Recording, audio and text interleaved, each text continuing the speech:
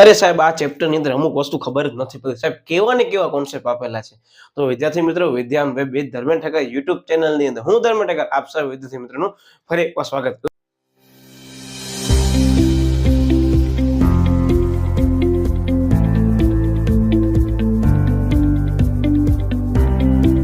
તમારા જે બધાની કન્ફ્યુઝન ને મૂંઝવણો છે એનામાં હું તમારા માટે એક જવાબ સરસ મજાનો લઈને આવી રહ્યો છું કે ચેપ્ટર અઘરો નથી, ચેપ્ટર સહેલો છે, પણ કોન્સેપ્ટ કેવા છે ખબર છે? કાં તો તમને ધોરણ 11 માં દેખાઈ ગયા છે, કાં તો એવા બધા શબ્દો આ ચેપ્ટરની અંદર આવે છે કે અગાઉ બધા ચેપ્ટરોમાં ઘણી જગ્યાએ જોવા મળ્યા છે. અને હવે તમે એ શબ્દથી છે ને બહુ જ એમ સમજી લો કે બહુ યુઝ ટુ થઈ ગયા છો કે ભાઈ ઠરાવ પસાર કરો, ઠરાવ પસાર કરો.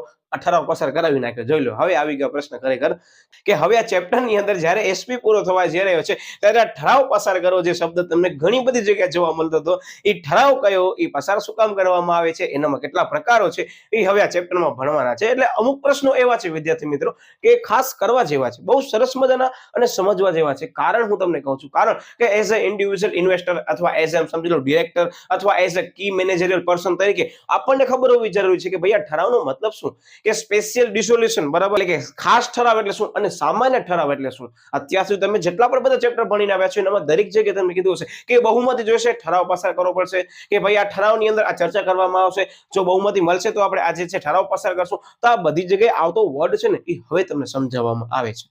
બહુ સરળ ભાષામાં કહું ને તો આ પ્રશ્ન તમે કરી ગયા ને વિદ્યાર્થી મિત્રો, હું ગેરંટી સાથે કહું તમને પરીક્ષાની અંદર ઘણી બધી જગ્યાએ કામ આવશે. કારણ કે અત્યારે તમે બોર્ડ ઉપર જે જોઈ રહ્યા છો એ માત્ર એટલો જ કોન્સેપ્ટ નથી, આના સાથે હું કોન્સેપ્ટ લેવાનો જ છું. તફાવત બાદ અથવા તફાવતની વચ્ચેના મુદ્દા અમુક તમને કહેતો આવીશ કે ચાલો ચેક કરો, આની સમજૂતીમાં આપેલું છે. એટલે તફાવત જે કરવાના છે એ ઓલરેડી તો આવી જ ગયો છે, ઘણી બધી વખત આવી ગયો છે. ઇવન આનામાંથી એક માર્કના પ્રશ્નો વિદ્યાર્થી મિત્રો તમે જોઈ શકો છો, મેં પહેલાથી નોટ ડાઉન કરી રાખ્યા છે કે જે પૂછાઈ ગયા છે. તો હવે મને કહો, એક માર્કના પ્રશ્નો તમે સ્કીપ કરી શકશો? ના સાહેબ, નહીં કરી શકી. એનો મતલબ કે ચેપ્ટર તો કરવાનું જ છે. અગાઉ પણ મેં આ ચેપ્ટરને લગતા પહેલા કોન્સેપ્ટને લગતા બધા વિડીયો મૂકી દીધા છે અને મેં તમને ત્યાં પણ કીધું હતું અને ફરી પાછું કહું છું કે સેક્રેટરીની ફરજને લગતું વિડીયો આખો સ્પેશિયલ મૂકવામાં આવશે કે જેનામાંથી નક્કી જ છે કે એક જે છે એ ફરજ જે છે એ મુદ્દાના સંદર્ભમાં પૂછવામાં આવશે સેક્રેટરીની. તો ખાસ ત્યાં તમને એક સાથે બધા પ્રશ્નો થઈ જાય એટલે ત્યાં મેં પ્રશ્નો માટે અલગથી વિડીયો બનાવી રાખ્યો છે. અને આ બધા વિડીયો કેવા છે? કોન્સેપ્ચ્યુઅલ બેઝ વિડીયો બનાવ્યા છે કે સાવ શોર્ટ પ્રશ્નો આવે છે, 1 માર્કનો છે, 2 માર્કનો છે, તોય પણ તમને સરળતાથી યાદ રહી જશે અને પરીક્ષાની અંદર હું યાદ અપાવી દઈશ, મારી ગેરંટી છે.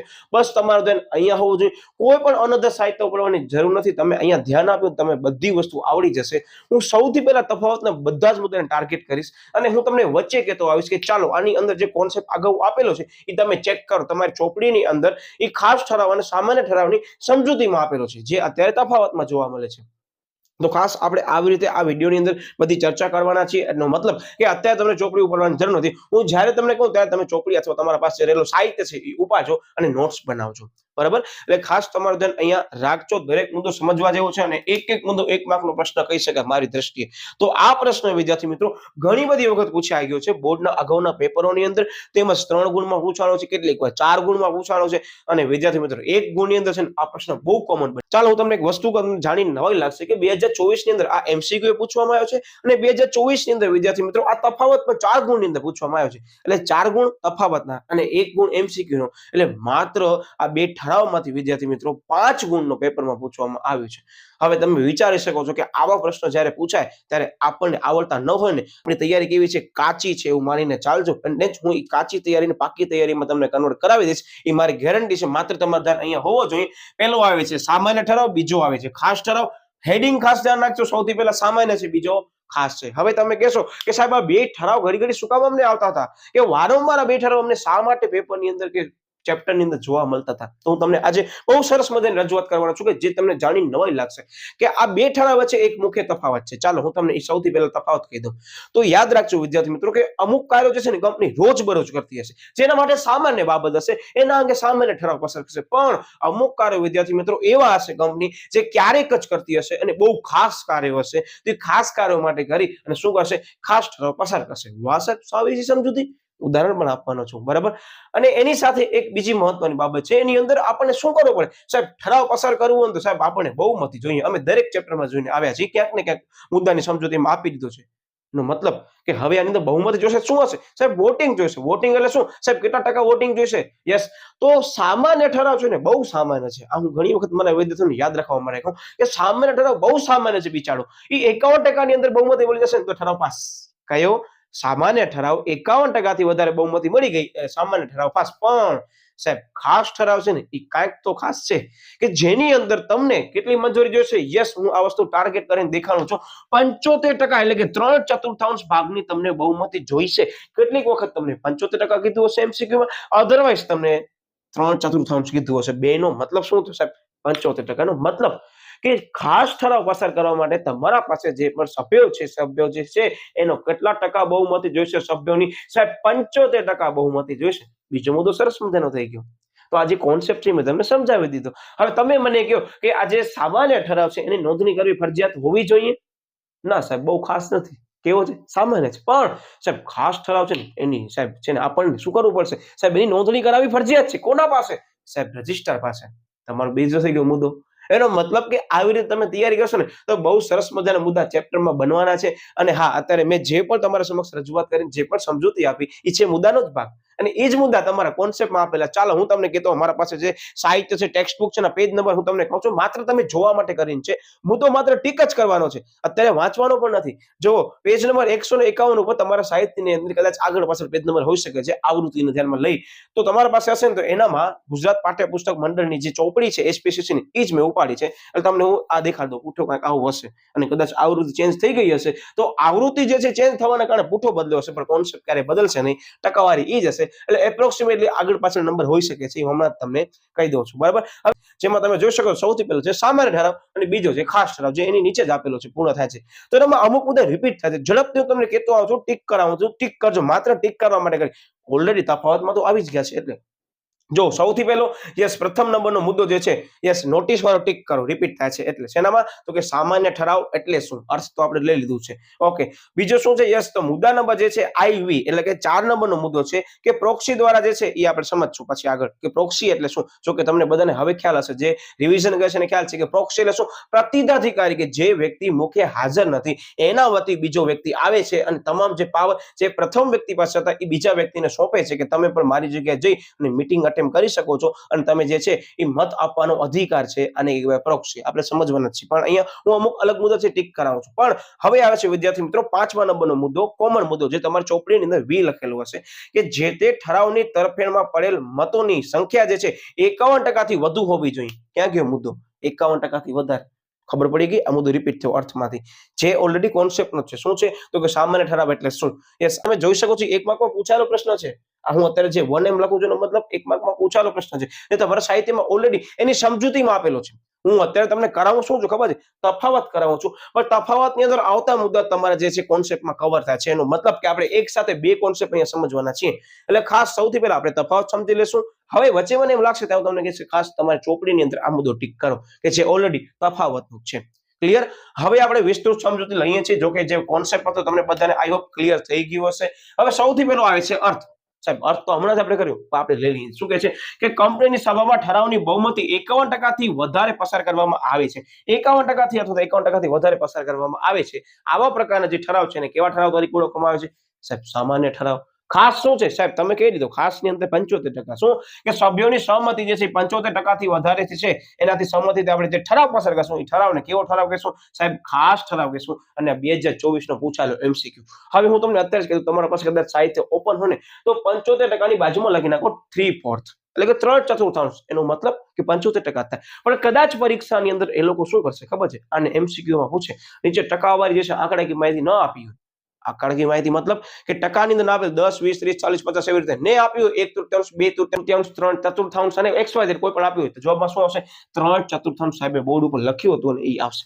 એનો મતલબ કે ક્યારેક આવું કરી શકાય છે. બાકી આ વસ્તુ કેવી છે? બહુ બેઝિક છે. એમ કહેવાનું નહીં કે સાહેબ અઘરું હતું મુદ્દો. તમને હવે આવડી જશે. ઓકે, પછી આવે નોંધણી. વિદ્યાર્થી મિત્રો, કે કોની નોંધણી કરાવવી ફરજિયાત છે? આપણે હમણાં જ આપણે સમજીને આવ્યા કે સાહેબ આપણે જે સામાન્ય ઠરાવ છે ને એની નોંધણી કરાવવી ફરજિયાત નથી, પણ સાહેબ ખાસ ઠરાવ છે ને એની નોંધણી કરવી રજિસ્ટ્રાર પાસે ફરજિયાત છે. આ બંને મુદ્દા તમારા પાસે અત્યારે જે સાહિત્યનો ટીક કરી નાખજો. બરાબર. ઓકે, એટલે શું કહે છે કે યસ, કંપની રજિસ્ટ્રાર પાસે નોંધણી કરાવવી ફરજિયાત નથી. ચોકડીનો મતલબ નથી, પણ અહીંયા શું કહે છે? રજિસ્ટ્રાર પાસે નોંધણી કરાવવી ફરજિયાત છે.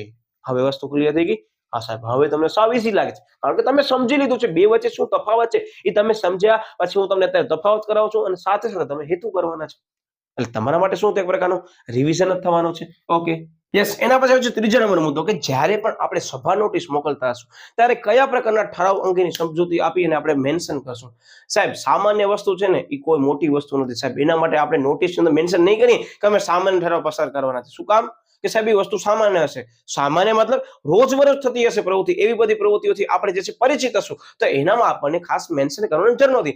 પણ જ્યારે વિદ્યાર્થી મિત્રો આપણે ખાસ ઠરાવ પસાર કરવાના હશું ત્યારે જે આપણે સભા નોટિસ મોકલવાના છું આપણા શેર હોલ્ડરને સભ્યોને, ત્યારે મેન્શન ખાસ કરવું પડશે કે આ બાબતે આપણે નિર્ણય લેવાનો હોવાથી આપણે ખાસ ઠરાવ પસાર કરશું કે જેથી કરીને જે છે એ ગૌણ સંખ્યાએ હાજર રહે, તેમજ ગૌણ સંખ્યાની સાથે સાથે કોણ હાજર રહે? યસ સાહેબ, જે મુખ્ય વ્યક્તિ હાજર હોવો જોઈએ એ હાજર રહે. કદાચ એ હાજર રહેતો નથી, તેને જાણ રહે કે મારા ગેરહાજરીની અંદર પ્રોક્સી તરીકે આને મને મોકલવાનું છે અને આ ડિસિઝન લેવાનું છે. એનો મતલબ કે જ્યારે ખાસ ઠરાવ પસાર કરવાનો છે ત્યારે વિદ્યાર્થી મિત્રો તેની જાણ તમને નોટિસમાં કરવી ફરજિયાત છે. બરાબર? જેમ નોંધણી કરાવવી ફરજિયાત છે તેમ નોટિસમાં એનો મેન્શન કરવું ફરજિયાત છે. તો બસ આ જ મુદ્દો છે. શું છે? યસ, તો નોટિસમાં ઉલ્લેખ કરવો જરૂરી નથી, જ્યારે ખાસ ઠરાવનો નોટિસમાં ઉલ્લેખ કરવો જરૂરી છે. આમ યાદ રાખજો. બરાબર? Okay, yes. પછી આવે છે જરૂરિયાત. હવે આ બે મુદ્દા છે ને તમને બહુ કામના છે 1 માર્કની અંદર. હવે મે બી આવી શકે છે, કારણ કે તમે જોઈ શકો છો દરેક મુદ્દા 1 માર્કની અંદર આવી ગયા છે. અને અત્યારે હું તમને જે સમજાવવાનો છું ને મુદ્દો, એ તમારા ખરેખર આનો કોન્સેપ્ટ છે, જે એના હેતુઓ છે, એ હેતુઓની અંદર આવતા મુદ્દાઓ છે. શું કહે છે? એનું ધ્યાન આપજો. ઓકે, શું કહે છે કે રોજબરોજના કાર્યો માટે. સાહેબ, હવે રોજબરોજના કાર્યો એટલે કેવા કાર્યો હશે કે જે કંપની જે છે અથવા જે છે એકમ જે છે એ રોજબરોજ કરતું હશે? સરળ ભાષામાં કહું ને તો કેવા કાર્યો છે ખબર છે? જેનામાં બહુ જેન્યુઅન કારણ નહીં હોય, બહુ ખાસ ફેરફાર થવાના નહીં હોય. જેવા કે સૌથી પહેલું ડિવિડન્ડ જે છે ભલામણ અંગે મંજૂર કરવી જોઈએ કે ન કરવી જોઈએ, તે આપણે શું કરશું? સામાન્ય ઠરાવ પસાર કરશું. મતલબ 51% થી વધારે આપણને વોટિંગ મળવાના છે અને પછી ફાઇનલ કરશું. પછી વાર્ષિક હિસાબો મંજૂર કરાવવાના છે. આપણે સામાન્ય સભાની અંદર બધાને બોલાવ્યો હશે તો વાર્ષિક હિસાબો જે છે એ આપણે મંજૂર કરાવવાના છે. પછી ઓડિટરની નિમણૂક, એ પણ બહુ સામાન્ય બાબત છે, કારણ કે સાહેબ આ રોજબરોજ હિસાબ કિતાબ કરવા માટે કરી અને અમુક સમયગાળા બાદ હિસાબ બરાબર થયા છે કે નહીં એના માટે આપણે ઓડિટરની નિમણૂક કરવાની છે, જેના માટે સામાન્ય ઠરાવ ઇનફ છે. પણ સાહેબ, હવે જે બધા આપણે કાર્યો કરવાના છે ને એ કાર્યો બહુ વિશિષ્ટ છે. સરળ ભાષામાં તમને કહું ને તો એની અંદર જે છે બહુમતી બહુ વધારે પ્રમાણમાં જોઈશે. મતલબ કે મહત્વના નીતિ વિષયક નિર્ણયો કે કાર્યો કરવા માટે કરી આપણને ખાસ ઠરાવ પસાર કરવો પડશે. રિપીટ કરી દો, મુદ્દો શું હતો? જરૂરિયાત હતો. હવે શું આવે છે સાહેબ? એનો હેતુ શું છે? તો હેતુ બહુ સરસ મજાનો છે અને one of the most time question મારી દ્રષ્ટિએ હવે પૂછાઈ શકે એવો કે ભાઈ ખાસ ઠરાવનો હેતુ શું હોય છે? શું કામ? કે ખાસ ઠરાવનો હેતુ ઓલરેડી તમને આગળ કોન્સેપ્ટમાં આપી દીધા છે ઘણા બધા મુદ્દા, અને અહીંયા એ લોકો શું કરી નાખે?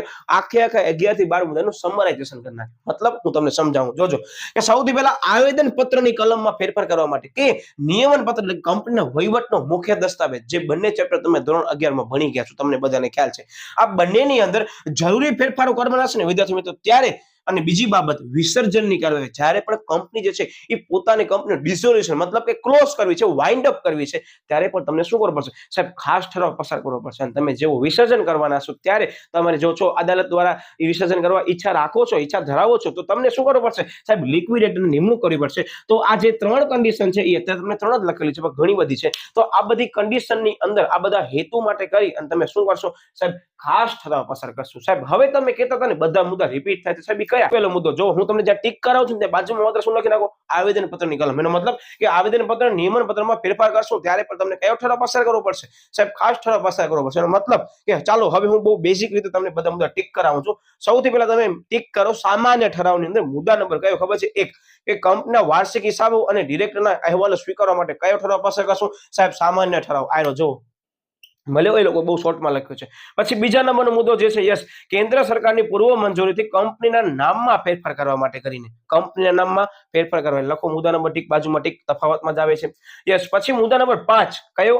યસ, તો ભલામણ કરેલ ડિવિડન્ડ જાહેર કરવા. જોઈ લો, ડિવિડન્ડ મંજૂર કરવા. અહીંયા મેં બહુ શોર્ટમાં લખ્યું છે. બરાબર? ઓકે. પછી શું આવે છે? કંપનીના ઓડિટરની નિમણૂક અને મહેનતાણું નક્કી કરવા. કંપનીના ઓડિટરની નિમણૂક અને મહેનતાણું નક્કી કરવા. એનો મતલબ વિદ્યાર્થી મિત્રો તમે નોટિસ કર્યું કે આ હેતુઓ છે ને એ આગળ આપેલા છે ઈ જ છે, પણ એનું શું નાખ્યું? સમરાઇઝેશન કરી અને તમને આપી દીધું. સરળ ભાષામાં કહીએ તો ટૂંક સ્વરૂપ અહીંયા આપ્યું છે. એટલે હું જે ટીક કરાવું છું ને એટલા મુદ્દા તો ખાસ કરવાના, કારણ કે અત્યારે તમે જે કહું છું ને વિદ્યાર્થી મિત્રો, એ પણ પ્રશ્ન 1 2 3 4 4 થી 5 વખત આ પ્રશ્ન બોર્ડની અંદર 2 થી 3 ગુણમાં પૂછાઈ ગયો છે. તફાવત સિવાય, એવું કે તફાવત નથી પૂછાતો તો ખાસ આ લોકો સેપરેટલી આ બે મુદ્દાને પૂછે છે, સામાન્ય ઠરાવ અને ખાસ ઠરાવનો અર્થ અને એના હેતુઓ. અને પછી મુદ્દા તમે ટીક કરો. યસ, 7મા નંબરનો કે સંચાલકોની નિવૃત્તિ પછી સંચાલકોની પુનઃ નિમણૂક કરવી. હવે નિમણૂક કોની આવી ગઈ સાહેબ? ઓડિટરની આવી ગઈ ને પ્લસમાં તમને અહીંયા લખી શકો શું સાહેબ? સંચાલકોની.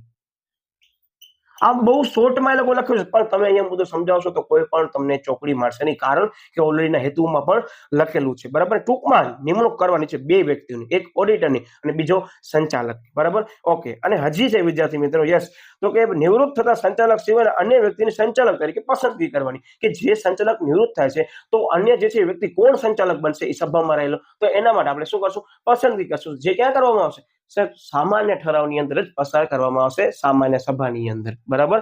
ઓકે. હવે મેં તમને કીધું હવે શું કરાવું છું? હવે હું કરાવું છું ખાસ ઠરાવ. હવે અર્થ સમજાવતો નથી, પણ હા, એ અર્થની અંદર પણ જો તમે ચોપડીમાં જોઈ શકો છો, પેજ નંબર 151 ઉપર લાઈન લખેલી છે, કંપની રજિસ્ટર પાસે ખાસ નોંધણી કરાવવી જરૂરી છે. ક્યાં ગયો મુદ્દો સાહેબ? આયરો ખબર પડી ગઈ. બાકી 75% તો લખેલો જ છે. અને હા, વિશેષમાં તમને એમ લાગે તો ત્યાં 3/4 આ ખાસ લખી નાખજો. મારી દ્રષ્ટિએ આ વસ્તુ મોસ્ટ ટાઈમ બી છે કે કદાચ હું પેપરને બહુ ટ્વિસ્ટેડ બનાવવાની કોશિશ કરું છું, તો વિદ્યાર્થી મિત્રો હું 75% સીધા નહીં આપી દઉં. હું શું કરીશ ખબર છે? 1/3, 2/3, 3/4 અને છેલ્લો ઓપ્શન ગમે તે આપી દઈશ કે એ અથવા બી, બી થશે, અથવા 51% સ્પેશિયલ મૂકીશ તમારા માટે કરી. તમે શું કરશો? કન્ફ્યુઝન ક્રિએટ થશે. એટલે હું તમને કહું છું 3/4 અત્યારે જ લખી નાખજો.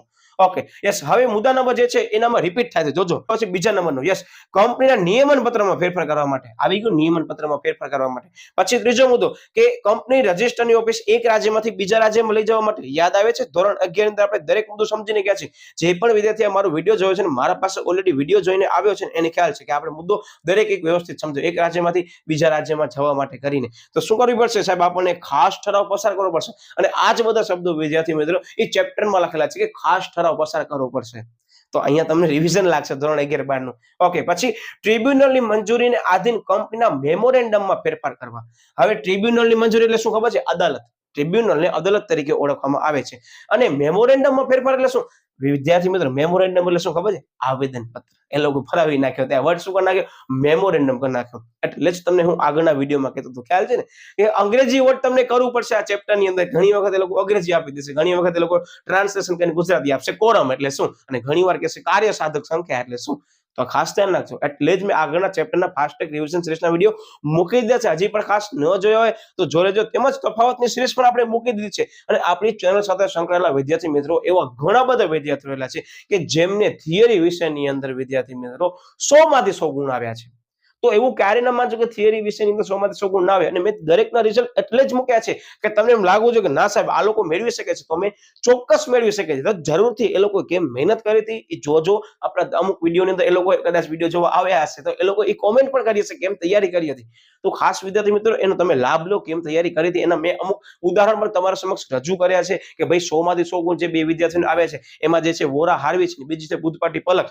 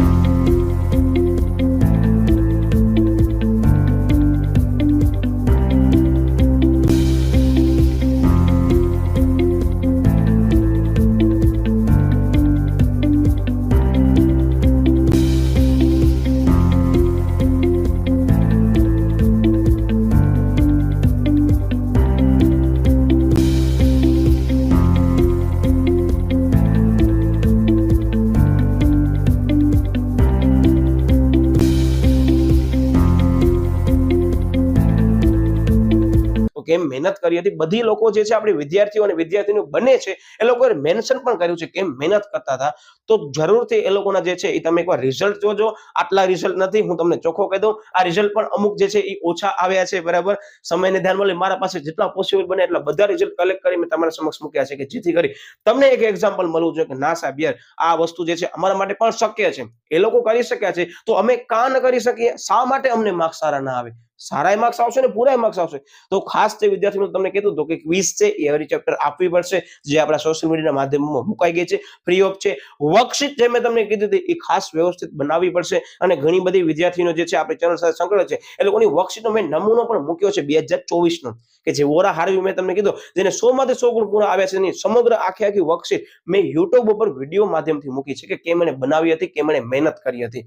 તો એનો પણ તમે ખાસ ઉપયોગ કરી શકો છો. એનામાં 2-3 જણાની વર્કશીટ મેં એડ કરી છે. તો ખાસ વિદ્યાર્થી મિત્રો એ પણ કરવું પડશે. ફાસ્ટ ટેગ રિવિઝન સિરીઝના વિડીયો ઝડપથી પરીક્ષાના દિવસે જોવા પડશે. જે શોર્ટ્સ મેં ચેનલ ઉપર અપલોડ કર્યા છે કે ટ્વિસ્ટેડ ક્વેશ્ચન 1 માર્કના જે છે 1 મિનિટની અંદર 3 થી 4 ક્વેશ્ચન તમને સમજાવવાની કોશિશ કરી છે કે અહીંયા ભૂલ ખાસ ન કરજો. તો એ પણ મેં મૂક્યા છે. તો ખાસ એનો ઉપયોગ કરો, તમને પણ ગુણ આવી શકે છે, બરાબર. Okay, yes. હવે મુદ્દો આવે છે કે યસ 11મા નંબરનો મુદ્દો શું છે કે ટ્રિબ્યુનલ દ્વારા કંપનો વિસર્જન કરવા માટે કરી અને શું કરવામાં આવે છે? યસ, ખાસ ઠરાવ પસાર કરવામાં આવે છે. તમે જોઈ શકો છો મેં 1, 2, 3, 4, 5 અને 6 મુદ્દા ટીક કરાવ્યા અને આગળના મુદ્દાની અંદર પણ મેં તમને 6 થી 5 મુદ્દા ટીક કરાવ્યા છે અને 3 માર્કની અંદર બે ભેગા પૂછાય છે તો 6 મુદ્દા તમે આપી દીધા. That's enough.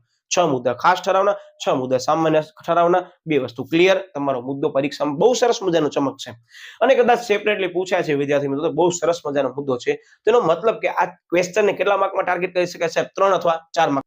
તો એનો મતલબ કે તમે વ્યવસ્થિત તૈયારી કરશો ને તો આ ચેપ્ટર તમારા માટે ઈઝી છે અને સમયને ધ્યાનમાં લઈ આપણે બાકી બધા પણ વિડીયો મૂકવાના જ છીએ, એટલે જરા ટેન્શન લેતા નહીં. ચેનલ સાથે ખાસ જોડાયેલા રહેજો. હજી પણ કદાચ ચેનલ સબસ્ક્રાઇબ ન કરી તો ચેનલને ખાસ સબસ્ક્રાઇબ કરી દેજો, બેલ આઇકન ઉપર પ્રેસ કરી દેજો, તેમજ વિડીયોને લાઈક કરી દેજો. મળ્યા વળી પાછો નવા ટોપિક સાથે. ત્યાં સુધી બાય બાય.